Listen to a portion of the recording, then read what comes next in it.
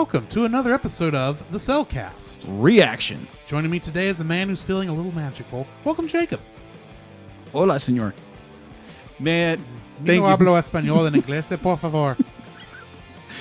Why, thank you. Let me introduce our co-host, a man who's just kind of feeling left out in a very big old magical house. Welcome, Drew. How are you doing, Jacob? Man, I'm doing pretty good. It's been a while since we've done reactions. Yeah, and probably a little too long considering... Yes. When did this movie come out? This movie came out in November 24th, 2021. Right, it came out the weekend of Thanksgiving, pretty much. Yeah. Which is why we didn't do it then. And then we got behind on different stuff, and and it's gotten to just now until we finally are reacting to this on January 28th. Yeah, to give everyone we're a little behind. We're a little behind, but we're finally here. This was the only thing I think we were really truly behind on that we wanted to react to. Right. So I mean, yeah, there's that. Yeah. So by the way, big shout out to Dallas from Geek Devotions. Mm-hmm. He's been kind of encouraging us to do this film as a reaction. More like annoying us to do it. I would agree. But so yeah, Dallas, this is for you. So enjoy. Of course, now that we're doing this, now he wants us to do Yu-Gi-Oh. Oh gosh, I'm thinking. I have no idea. Bridge. I'd be like, yes, agreed. Yes, Yu-Gi-Oh Bridge. That sounds like a perfect idea. A lot faster. All right, so I wanted to do something a little different for our reactions because normally we don't do this. But so I did a little research beforehand, not getting any spoilers or anything because this movie's been out for a couple of months. And somehow I still no idea what I'm about to get into. I know a little bit because all I know is that there are songs. Mm-hmm. These songs were made by Lin-Manuel Miranda. That's not how you say his name. Lin-Manuel Miranda. That's it. I know he did. Who's most famous, of course, for Hamilton, and then there's another one that's come out more recently that he's done that I didn't see either. Oh, oh, come on! You're losing points. Yeah. Oh, yeah. Can you scroll up a second? I think if I scroll, it's going to show it. Because I don't Moana. think it is. Moana. Did he do Moana? Yeah, he did. He did the music for Moana. I'm not saying you're wrong. I just want to look. Nope, that's not how you look at that. Details. Does not say. Yeah, he did it. I'm going to take your word for it. And I remember I did like that one. I mean, heck, he can make Dwayne The Rock Johnson sound good singing. So I mean, how bad can he be? He's not bad for his vocal range. How he sings. He is a very good writer. I'll give him that. It's just I have not listened or watched many of his musicals. I'll say that. Oh, okay. So because I still haven't seen Hamilton. Me either. And I don't care to be honest. Very quick story on that. I was hanging out with a friend that used to come to our church, and she invited me over to come hang out with her and her boys. And this other bunch of families were over there, and one of the mothers, her daughter was this huge Hamilton fan, and I mentioned that I've never watched Hamilton, and she literally got into my face to be like, "Hamilton is everything. You must watch Hamilton." Okay. So I just wanted to share that. It was kind of funny. I mean, no, you're fine with sharing it. You are fine with sharing that, but at the same time, it's like it's not everything. There's more to life, even if you're not a Christian, than one musical. I'm sorry, it's just that's how it is. Or The Mandalorian, or other shows like that. Dude, I know this. I am asking you to watch them because you have had time. Agreed, completely agree, and I will start working through that.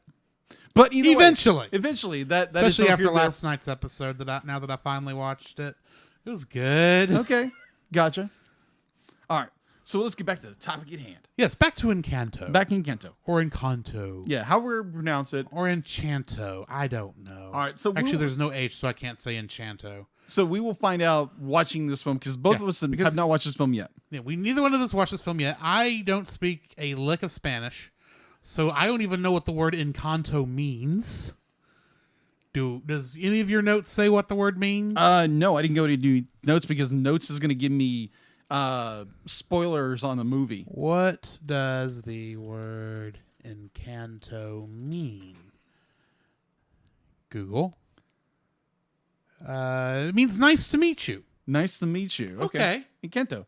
So it's like Enchanté. Yeah. Except it's Enchanto. Except Okay. it's Encanto. Now I get why it's Encanto. Encanto. Because it's Enchanté. Anyway, moving right along. Okay, well, that was Still going to say Encanto just to annoy Dallas at this point. All right, so to go into a little bit of info and stuff in this movie, doing something different than we usually do. The movie has an IMDb score of 7.3 out of 10. Mm-hmm. It was released, like I said before, on November 24th, 2021. It had an estimated budget between 120 and 150 million dollars, and its box office release overall worldwide was $228.4 million. So it made its budget back. It did very well theater-wise among the pandemic. Right. Especially for an hour and 50-minute movie. Yeah. From what I'm saying. Yeah, it's like an hour 59. Well, I'm saying that. It's hour 49. It being on Disney, I don't know how much of the other language credits are taking up that hour and 49 minutes there. But yeah, that's got to be like at least an hour and 40 minutes. I'm guessing. Anyway. Yeah. So what is your overall, ever since have you seen trailers or anything in this film? I know back at the anniversary episode we did last year, yes, we had a teaser because that was all they had released at the time. Yeah, that was an interesting. And it looked did good. Not show us anything other than the outside of the house. It was just a tracking shot. Is all we got to see. So I've seen a couple of commercials since then. But for whatever reason, none of the movies I have seen this year in theaters have shown this trailer before it. I think because I have not actually seen an animated movie in theaters this year. Wow. Or a kids movie in theaters this year. Understood. And the theater I usually go to, they don't show like tons of trailers. They show like 4. Yeah. Because that's how Times Square is. Okay. That's just the one me and my mom go to. Since it's in between, and Understood. They're still halfway decent on their food and their prices. All right. So in general, you really don't know much. I know jack squat about this. I know there's. I'll put it this way: until a couple weeks ago, I couldn't tell you if this was taking place in Mexico or Spain. Mm-hmm. And I just now know it's in South America. I don't know where in South America, right? But I know it's South America. That's all I know. All right. I'm guessing not Brazil. Because Brazil is Portuguese. Very true. So, I don't know. This is probably like Colombia. Maybe. Me personally, yeah, obviously we had the teaser trailer back at the beginning of 2021. I've obviously seen trailers. You see, ever since the movie came out, there's been clips come out. And people cosplaying as characters. I don't know who these characters are. They look cool. Apparently there are 2 songs from the soundtrack that have now breached the top 10 of the Billboard charts, which is like great. There again, I think Drew has said before, it's like I've never heard any of these songs. Well, let me rephrase. I mean, I don't listen to the radio generally. Yeah. So, but I know I have been in places that do play music all the time. Yeah, you just don't hear them. There could be a chance I have heard a song. Yeah. But did not know it came from Encanto. Yeah. So. Okay. There is that chance. All right. So, yeah, there again, I have not seen the film yet. Obviously, this is a blind reaction. And I'm looking forward to it. The idea that Disney's expounding upon the storytelling of using different cultures and the whole bit. I enjoyed that. It's definitely it's one of the nice things that have come out of the more recently with this stuff, where they've been looking at different areas of the world they can actually pull from instead of just coming from Europe for the most part. Yeah. So this it's given everything a breath of fresh air. Completely agree with that. And so yeah, I'm looking forward to it. I've heard a lot of really good things because there was a poll that I saw. It wasn't a poll, but it was more like a challenge. Be like, what 5 movies you want to stay? And you looked at the reactions. A lot of them, Encanto was in there. I was like, okay, there's something to this film because there must be. Honestly, you want to know what I'm afraid of? What's that? Now, everyone has talked this movie up so much. Agreed. I'm afraid I'm not going to like it because I'm expecting too much. Yeah, that is the main danger waiting this long is people have hyped this thing up. Oh, and they yeah, could be looking at it from entirely different perspective than, because I mean that's the thing. There are movies people like that I say, it was okay. Yeah, we all have a personal perspective, right? We all have our own personal perspective, but this has been hyped up so much that if I think it's just an okay movie, under normal circumstances, I'm afraid here it's like, well, everyone said this was going to be so good. Now I'm disappointed it wasn't as good as everyone said it was going to be, right? Because it just didn't speak to me. Yeah, which is not fair. I'll admit to the movie. Agreed. So it is one thing I regret about waiting this long to react to this. Yeah, I would agree with you. The like you said, the idea that the hype is so large and people are like praising this movie, and obviously, I think it is up for. They haven't announced Academy Awards yet, nominees yet, have they? They did. I think Encanto actually did win it. I think they haven't had the awards. I know they that. haven't, but it's like, they've got and think it's been nominated. I don't know if they've announced. Yeah, it's been nominated for so many things. Yeah, so it's won a lot of awards. It has. So I mean, it can't be bad per se. No, I know that sounds like I'm knocking it before I even watch it. In some ways, I'm trying to keep my perspective in check. Yeah, totally. Because if this is half as good as everyone said it is, I think we're in for a treat. I'm just afraid I'm going to look at it and go, eh. Yeah, I can see that. It's going to make it look worse for everybody else, especially in contrast. Then our fans will be like, "Boo, Drew." Hey, I'm the weirdo who didn't like Soul. Okay, we never heard anything back from that. No, we didn't. A lot of people loved that movie, and I'm just going, eh. Mr. Holland's Opus is a better movie. Okay. All right, so I think we've gotten our kind of like our pre-show. Yeah, I mean, because that's the thing. I know next to nothing about. Yeah, same this. here, nothing. So, I am looking forward to watch this. There's a weird part of me now, after playing Kingdom Hearts for so many years. Yeah, I look at this and wondering, I wonder if this would be a good stage. There's a part of me. Wow. Okay.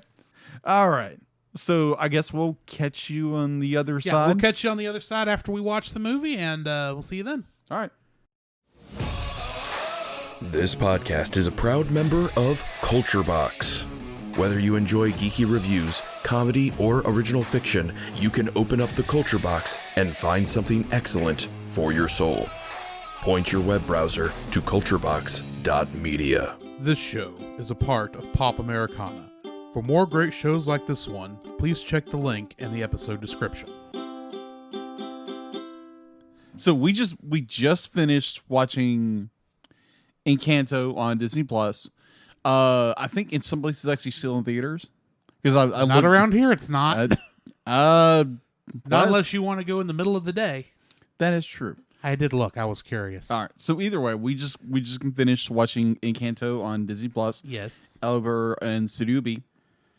And this where the nice 4K Ultra HD TV is. Exactly. Thank you for letting me come over and watch it. Well, this is how this works. Yeah, exactly. All right. So we're going to go into our spoiler-free section right now. And so what is your spoiler-free thoughts on Disney's 60th animated feature? It wasn't bad. It wasn't bad. Wow. Okay. I wanted to pull that one. No. I actually enjoyed this, but I kind of figured out very quickly how this was going to have to turn out because I know we're not supposed to. We're not spoilers yet. We are not spoilers yet. I kind of figured out where we were going fairly quickly because you want to know what movie this reminded me of very quickly. What was that? Summer Wars.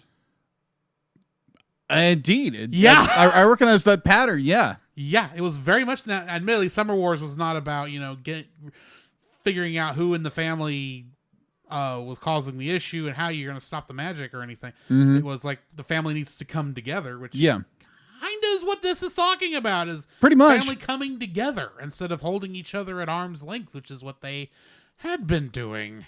Yeah. That's not really spoiling anything. No, it's not. I think you can probably kind of tell that very, very quickly. But, I actually enjoyed the movie. It is not the best Disney movie to have come out in the last 10 years. Okay. I'm just gonna throw that out there. But it was a nice adventure, even though the adventure stayed in town. Mm-hmm. And there wasn't a good mystery. The only thing I'm curious is this gonna hold up on a second viewing? Now that I know what's going on. I don't know. Maybe. I don't know. Still, we're not to spoilers. We're not to spoilers. What are your thoughts? My spoiler-free thoughts on this film. I thoroughly enjoyed it. It was, like you said, some of the plot was like very predictable where they were going. Yeah. Because they were alluding to this one character. It's okay, that's got to be your antagonist, but lo and behold, it's not. And it's like, oh, okay. I don't know if I thought that person was going to be the antagonist. But the fact that they kept bringing the character up, it's like, okay, he's playing. That person's going to play an important part. Yeah. In the finale of this thing. Yeah. But sorry. Yeah, I like how they didn't really distract you. Be like you had all the problems going on forward, and it wasn't telegraphing itself, but it was more. No. It was giving you good hints and giving you good lead up to what was happening. But I would say definitely probably by the first act, it was like, oh, okay, I kind of gathered what was really going on. What was the problem? How I didn't know how it was be solved, but probably by the second act, you kind of figured out what needed to happen. And I love how they allude to so much in this family that is magical. Yeah. But there are so many, like any family, there's going to be problems. And I love how they address that. And I love how they it's kind of resolved. Mm-hmm. That, family, the old saying of family means everything. Yeah. And in this movie, it's very much true. So I enjoyed it. It's, there again, I have to go and I don't know if it's my favorite. There again, Tangled's always going to be right there as one of my favorites. And a lot of this movie kind of reminded me of Tangled in some regards. But overall, I thoroughly enjoyed it. Would I recommend it? Highly, yes. Go watch it in Disney Plus. The Disney group I'm part of. Everyone's be like, I love Encanto. I've seen it like 4 times already. And they can't get enough of it. So, yeah, go watch it. It's great. I guess we should jump into the spoiler-filled section of our review then. Yes. For Encanto. Since I've tried to spoil it about 2 or 3 times yes, now. You have. So, let it rip. The one downside I think I have for this entire movie is the fact that half the family is filler. Because really, all you really need to search at, the only characters that were really important to the story of the family was her 2 sisters, the mother, the abuela, and Bruno. Everyone else was just kind of there. They had powers, don't get me wrong, but those powers were more chosen for comedic purposes. Yeah, in some regard, I would agree.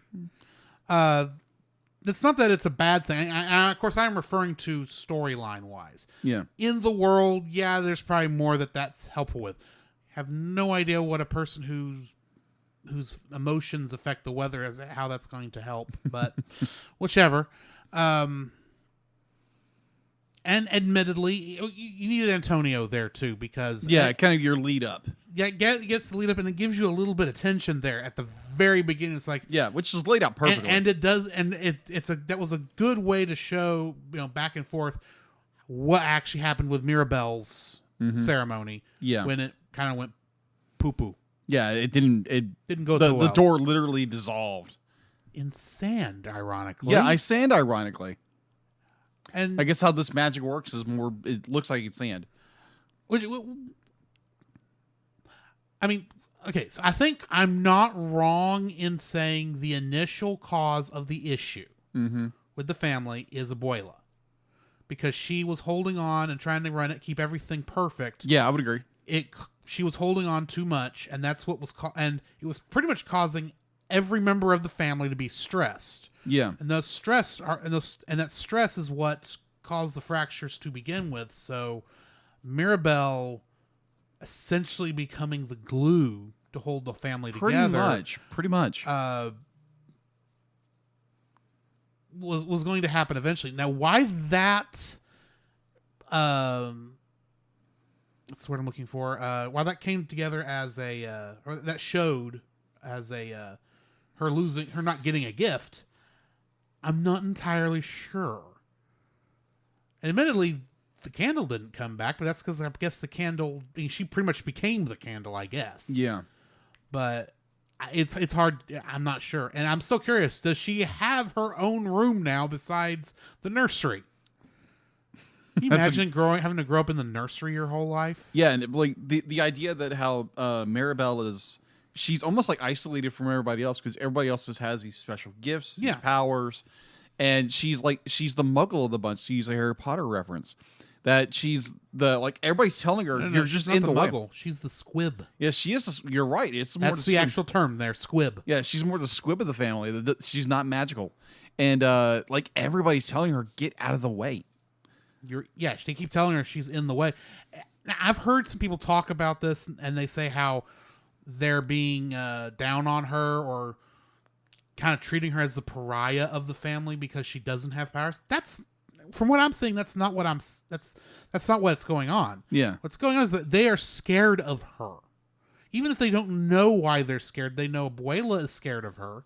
They know she's the reason Bruno disappeared, even though we don't talk about Bruno. Yeah, no one talked about Bruno. Yeah. Which I love all the let's go to the music for just a second. Yeah. So the music is so well done. Obviously it's got this, Latino theme. It's got the Colombian theme. I apologize for the Colombian theme.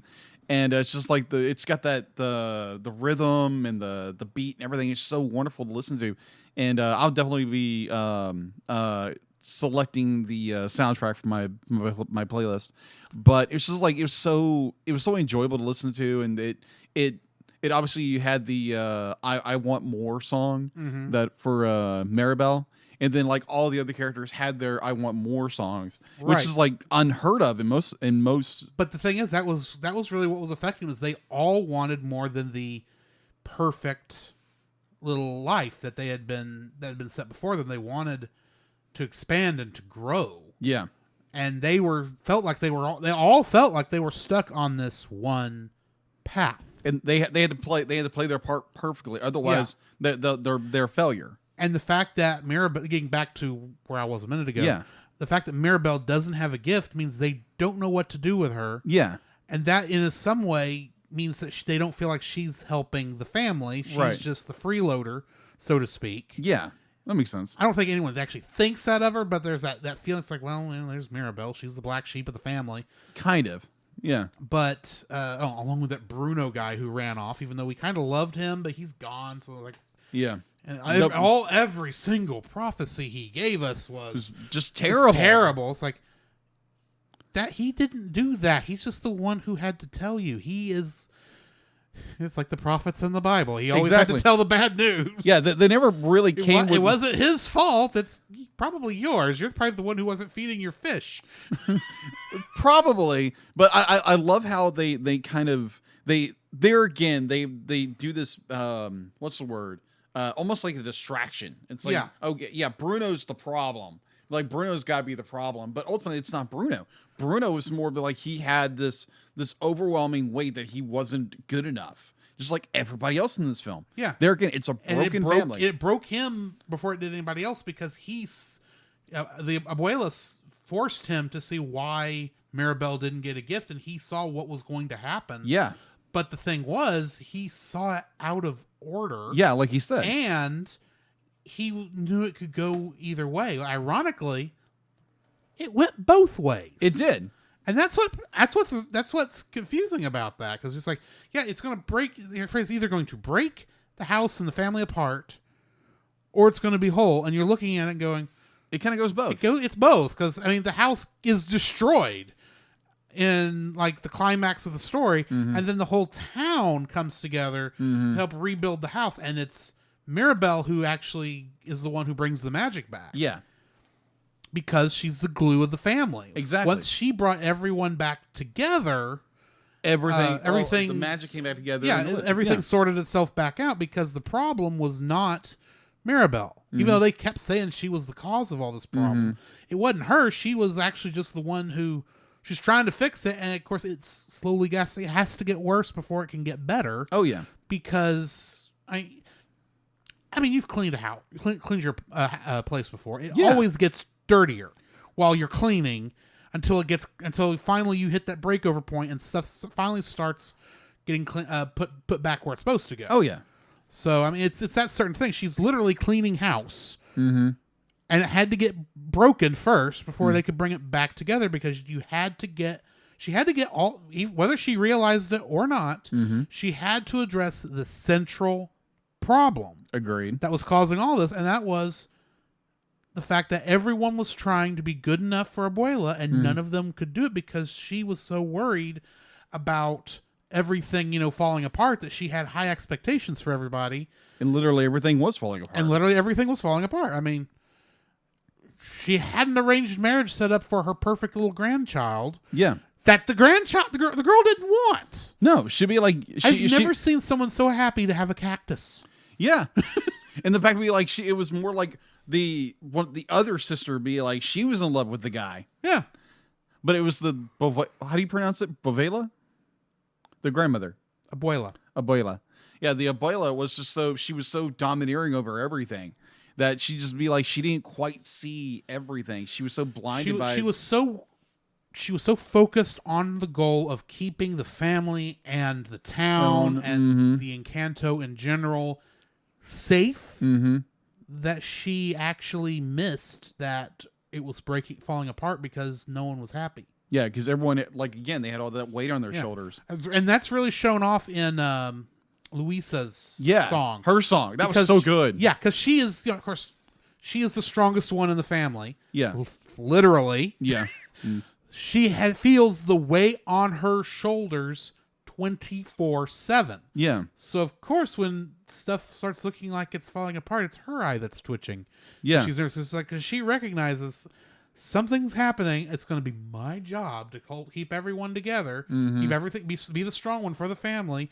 And I don't think I could do it. And that's because she couldn't do it. That was not her job. And it's the idea of be like putting all the pressure on certain people within the family, and it's not using that linkage of a family to hold everything together. I earlier said that Mirabelle was the glue. I think I got that wrong. Okay. Because the more I'm thinking about it and the more I'm looking at her character design, because there's a lot of good character design in this film. Oh, yeah, absolutely.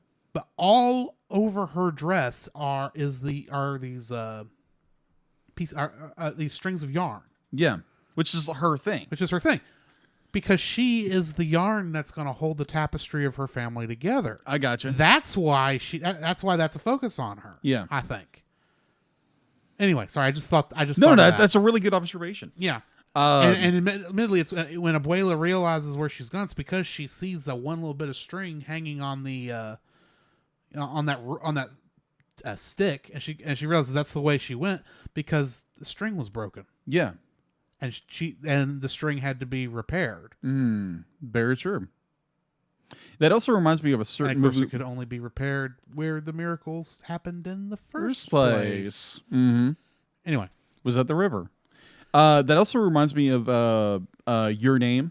Yeah, like the fact be like the string that connects the two, and I just. When you said that, I was like, oh, yeah, Your Name. And it was like, we've reviewed that. So go back and re-listen to that. But just overall, this was a fantastic film. Wonderful, very, very much family-oriented, obviously. Kind of gives you... there again, it breaks from the tradition of Disney. What Disney's done for decades is I don't know if it really does, to be honest. Well, culturally. Maybe culturally, but I mean, Disney's been doing that somewhat for the past couple years. I mean, you had Moana, and heck, you go back far enough, you had Pocahontas. That is true. You had Aladdin. I mean, since the 90s, they've been trying to incorporate more non-European stories. Yes. Which I'm fine with because, I mean, a good story is a good story no matter where it comes from. Exactly. I was going somewhere with that. Yeah, but I think your point was the fact to be like, Disney has this type of formula. The thing is, a lot of times we have a tendency to think of Disney films, I think, in like 3 different flavors. Yeah. You have the princess movie, the boys' adventure movie, and then you've got some that are like this, and the ones I'm thinking of like this are Lady and the Tramp, 101 Dalmatians. Not trying to just poke on the dog movies. But I mean, there's the idea that it all takes place in this one location, and it's really more about the adventure of the group, of the relationship. Agreed. And that was the thing. Is like technically this was kind of like all three types of movies in one, because I would agree with you. While there wasn't too much of the adventure, I mean, let's face it, every single one of those, everywhere she went, she was, there was so much dancing in this. I mean, she kind of had to go on an adventure when she went into Bruno's room, Bruno's other room.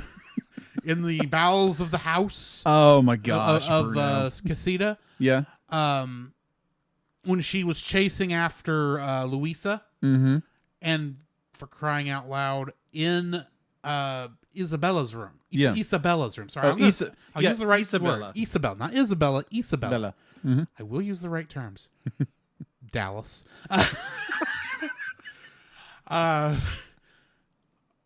But yeah, you got that. But then, in a way, she kind of works as the Disney princess thing, because our rule about Disney princesses is that all you've got to be the Disney princess is to either A, marry into the leader's family, or B, be born into the leader's family. If Beulah is not the queen of this town, then that is true. In many ways, she is a princess. Now, she's the princess who doesn't have any magic.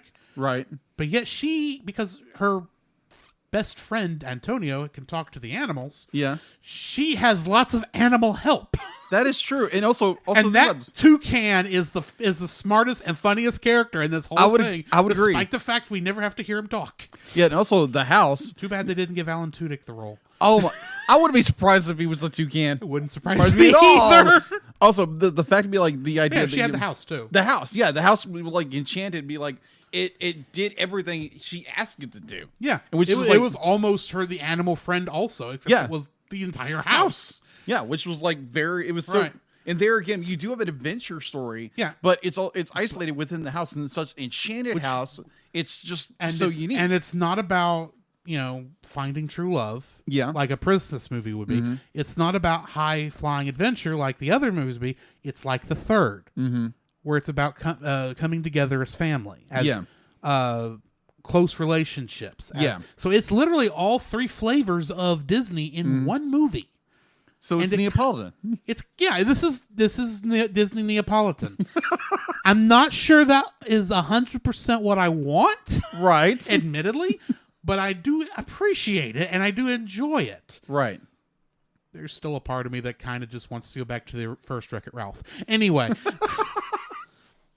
And just to get this part out of the way, since I did mention, I kind of look at these Disney films now thinking, would this make a good level for Kingdom Hearts? Yes, this would make a very good level. Yes. And I could see like 3 different ways you could run the story with this too.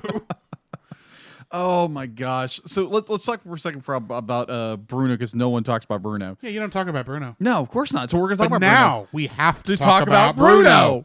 So to quote the music, yes. So Bruno is the uncle, the black sheep of the family, who is we don't know who he is really at first, because all we're going to be like, you can't talk about him. And really, the song where they're introducing everyone, they go into great detail about everyone, and then she says, and my was it uncle her uncle Tia Bruno. We don't talk about Bruno. No. And then he continues with the song. It's like, what happened to Bruno? You already have my attention. Yes.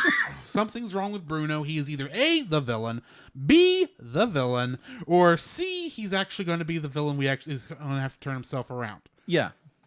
Which like is the hokey pokey. Yeah, that's true. But also, it'd be like, it's none of those, actually. Yeah. Like, the fact that Bruno is he's the quote-unquote black sheep because he can foresee the future. He's a prophet.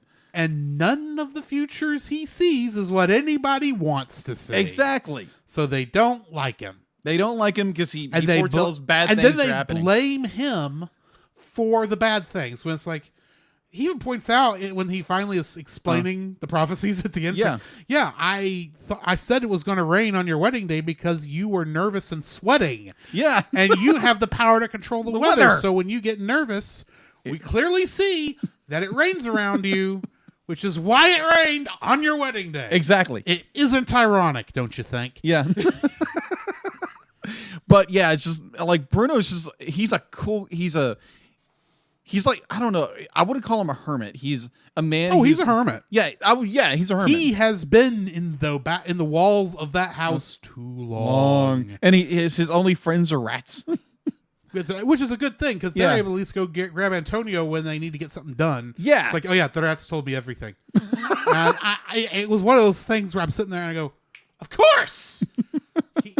Antonio can talk to animals. The rats are animals. There are rats in the house. And the thing is, early on when she's asking Dolores who's been nervous about, the magic, this is, oh no, everyone's, very few people are talking about it. The only people I've heard talk about it are you, Abuela, the rats in the walls, and Luis says hi, who's been twitching for all night. Yeah. And I caught that they said the rats in the walls, but I was just thinking, okay, yeah, rats in the house. It didn't occur to me that, the rats might be in league with Bruno.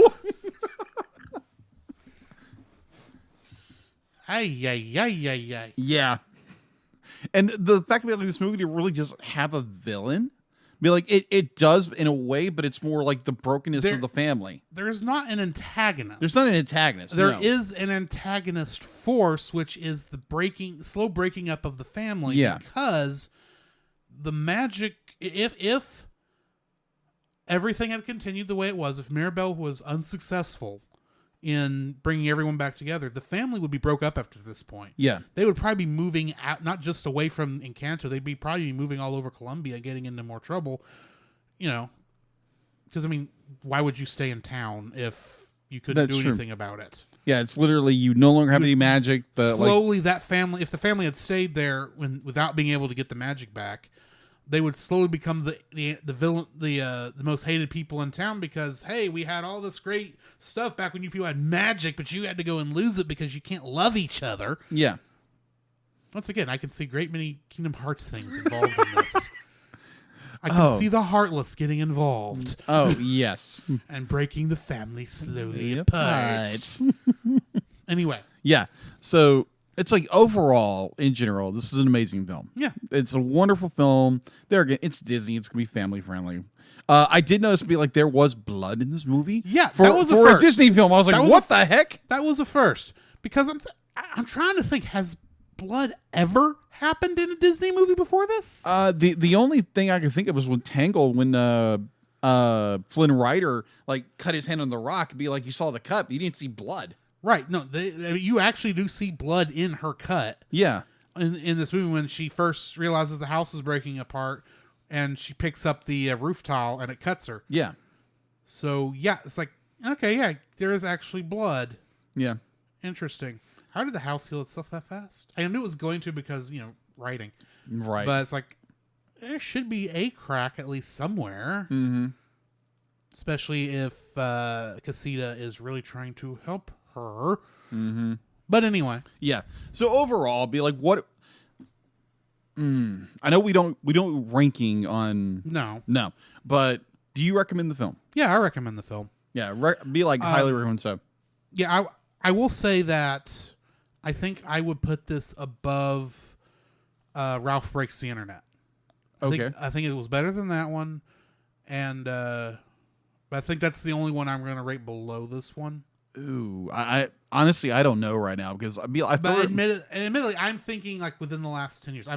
Last 10 movies. Okay. Literally going back to Tangled. So you got Tangled, that Winnie the Pooh movie everyone forgets exists and we've not watched. Right. You got Frozen, you got Wreck-It Ralph, you got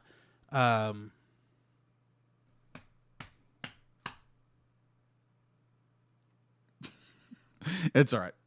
Big Hero 6, but there was another one in there somewhere. Yeah.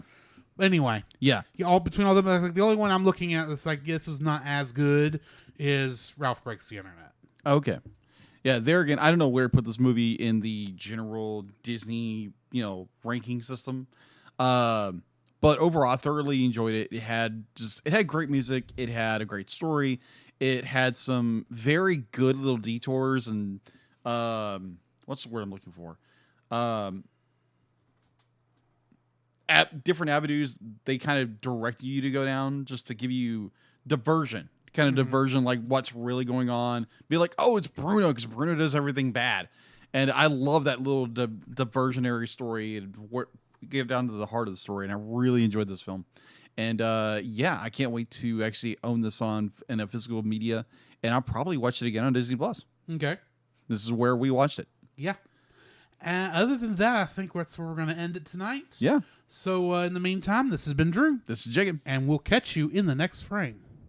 Come, Jacob. We must prepare for next week. Prepare for what, Drew? The same thing we do every week, Jacob. Record a podcast. Oh, boy. So where can they find you, Jacob?